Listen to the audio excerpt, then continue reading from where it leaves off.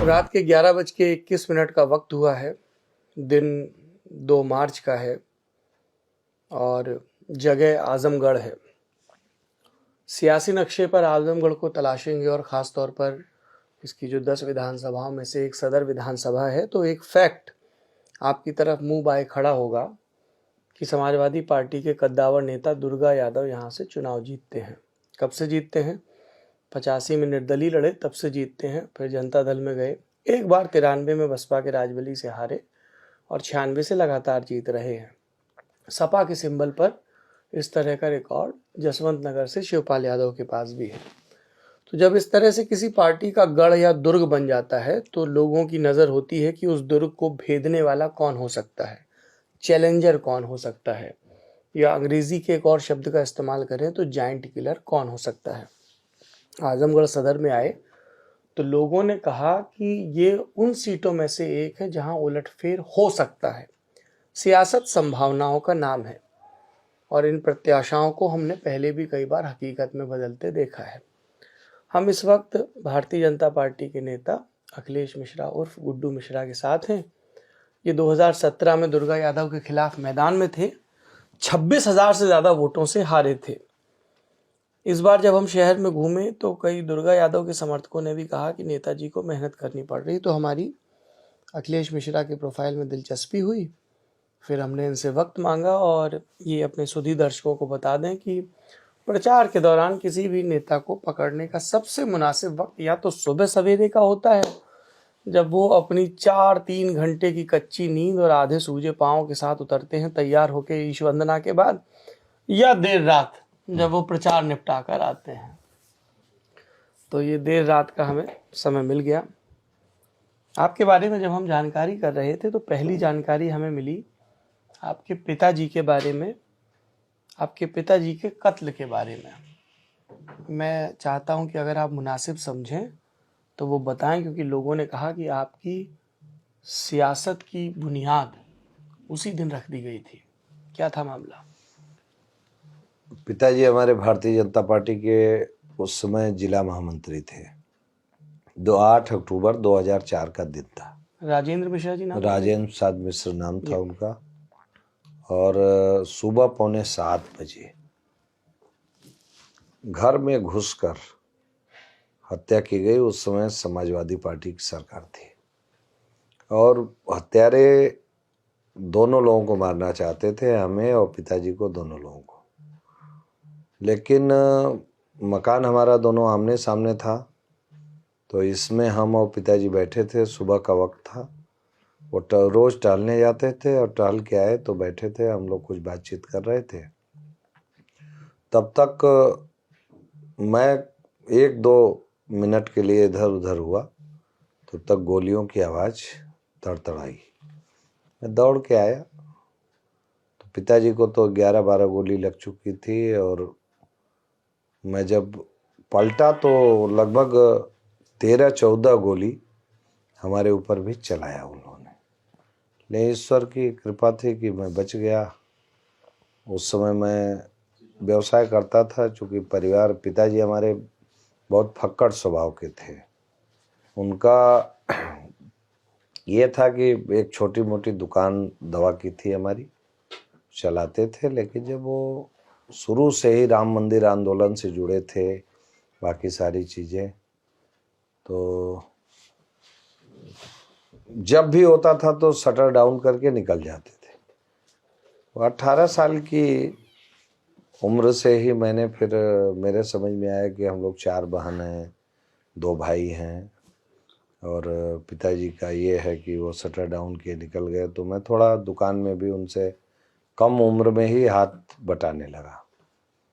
तो 18 साल की उम्र से मैं टेलीकॉम का उस समय बहुत स्कोप था, तो टेलीकॉम में काम, कॉन्ट्रैक्ट का, अंडरग्राउंड केबल का करता था। और 2004 तक मैं ठीक ठाक मेरा व्यवसाय था। लेकिन 2004 में पिताजी की हत्या होने के बाद तो फिर हमारे सामने बहुत बड़ा संकट आ गया था। समाजवादी पार्टी की सरकार, समाजवादी पार्टी के नेताओं के दबाव में मुझे सुरक्षा भी नहीं मिल पा रही थी। लेकिन उस समय राजनाथ सिंह जी हमारे राष्ट्रीय अध्यक्ष थे, उन्होंने बातचीत किया तो काफ़ी दिन के बाद मुझको सुरक्षा मिल पाई। अब हमारे सामने जीवन का भी संकट था, परिवार का जिम्मेदारी भी थी, लेकिन पार्टी के लोगों ने प्रयास किया तो मैं 2005 में पार्टी में जो है आके तरवा से ही प्रमुख पद का चुनाव लड़ा। प्रमुख पद का चुनाव लड़ने के बाद मैं सक्रिय राजनीति में आ गया। फिर मैं 2000 उसमें ज़बरदस्ती मुझको हराया गया, तो हमारे समाजवादी पार्टी के लोगों ने, उसमें तत्कालीन एसएसपी थे एसके भगत, शायद वो रहे होते तो परिणाम मेरे पक्ष में आता, क्योंकि वो निष्पक्ष चुनाव चाहते थे और समाजवादी पार्टी के लोगों को लीपापोती करनी थी, तो उनको दबाव में हटा दिया गया और मेरे सामने मेरे 7 वोटों को निरस्त किया गया, चूँकि कलम से उसमें पड़ता है।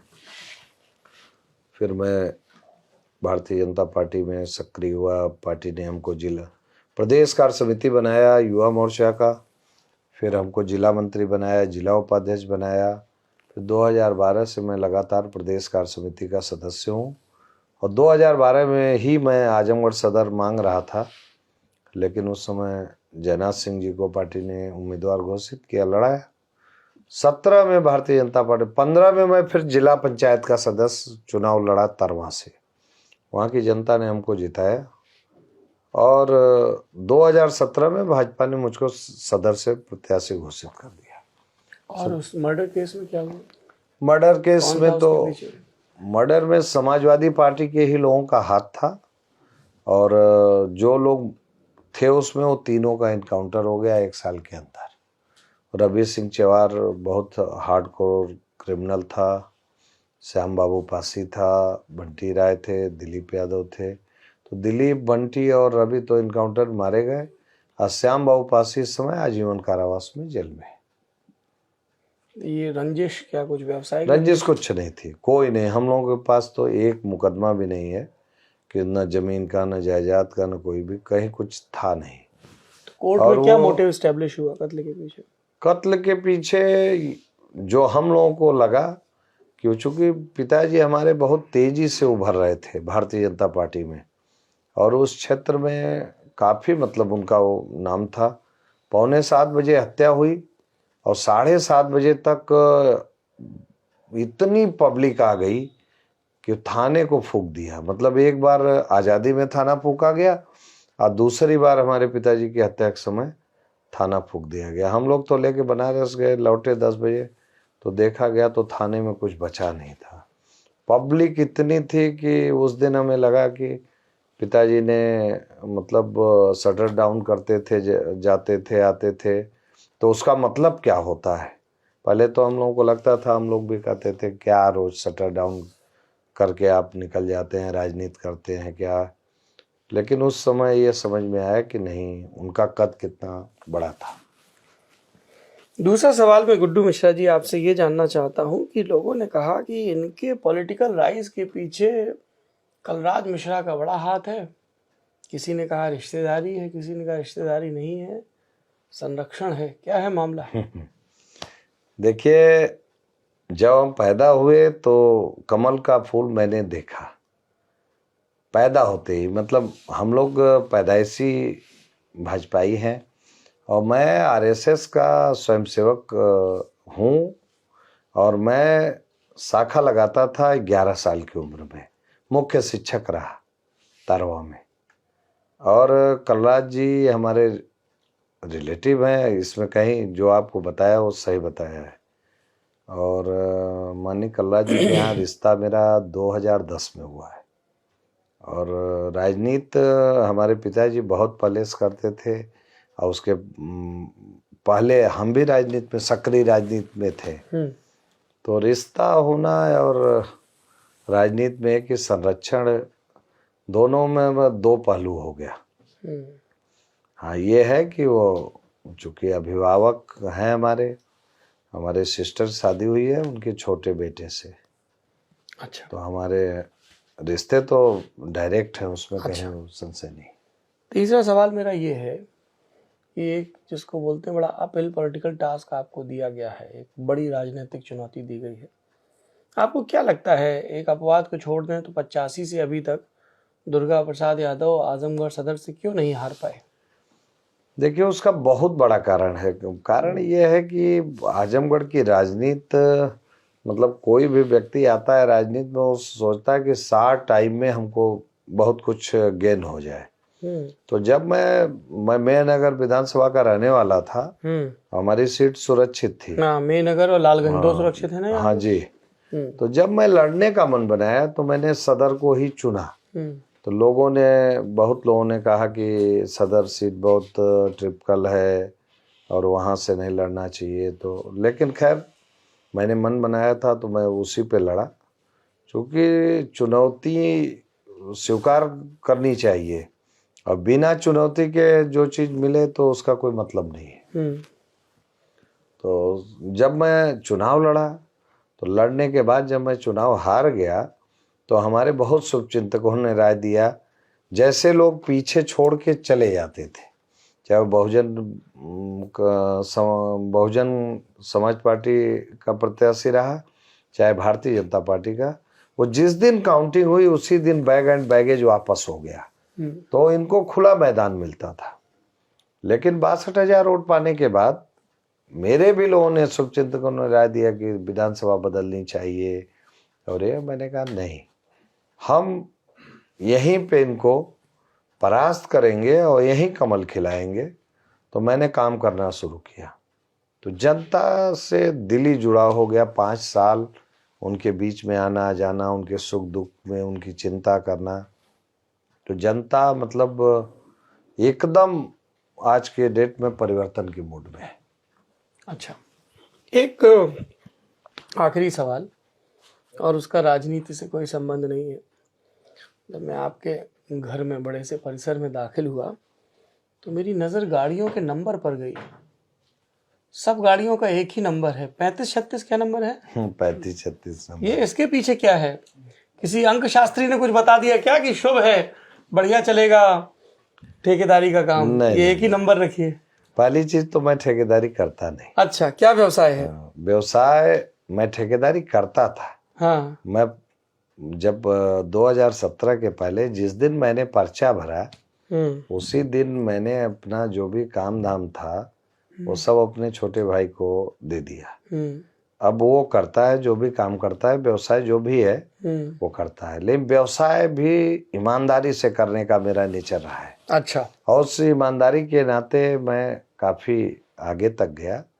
और गाड़ियों का नंबर मैं बदलता रहता हूँ, उसके पीछे कोई अंक शास्त्री का नहीं है। लेकिन गाड़ियाँ, जैसे हमारे बहुत से इष्ट मित्र हैं, अगर आप 3536 देखेंगे तो बहुत गाड़ियाँ हैं। जो गाड़ी लिया वो 3536 नंबर कर लिया। तो ऐसा कुछ नहीं है कि कोई अंक शास्त्री बता दिया, बाकी सारी चीज़ें हैं। कुछ दिन हम उस नंबर को रखते हैं और फिर हमारा मन किया तो फिर बदल देते हैं। ऐसा नहीं है कि दुर्गा यादव की तरह 999 या 99 हमारा है कि जमा। अच्छा, दुर्गा यादव का भी ऐसा है? हाँ, वो 99 उनका 999 जमा नेस चला आ रहा है। तो 999 एक तरफ है, 3536 अब उसके सामने दूसरी तरफ है। हाँ, लेकिन हमारा ऐसा नहीं है, कोई नंबर से ऑब्सेशन नहीं, कोई नहीं।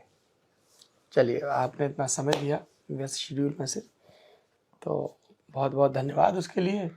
और चुनाव के लिए बहुत शुभकामनाएं। आपकी क्या राय है इस बातचीत के बारे में कमेंट बॉक्स में बताइए। देखते रहिए लल्लन टॉप।